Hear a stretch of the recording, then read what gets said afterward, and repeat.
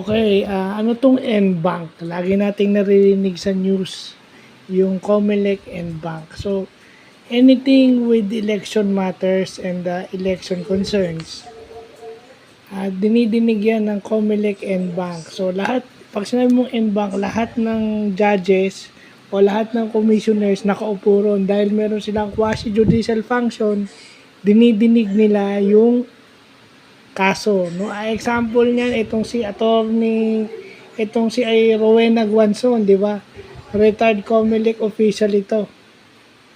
So, ito nasa COMELEC N-Bank. So, ang ibig sabihin lang ng N-Bank is lahat ng judges nakaupo to decide or hear out a particular case na complex in manner. At saka kung yung both parties, yung nireklamo at nirereklamo, yung complainant at saka yung defendant, ini-request na nandun yung N-Bank as a whole. Okay, yun ang ibig sabihin pala ng N-Bank na yan. So, yung mga nadidinig natin nga sa balita, dapat ginugugel natin para maintindihan natin. Kasi sasabihin ng iba, ano ba pa nga pinagsasabi, responsibilidad natin as citizen yun, na malaman yun. No, kasi tayo ay bumoboto, dapat alam na rin natin yung ginagawa ng COMELEC N-Bank na yan.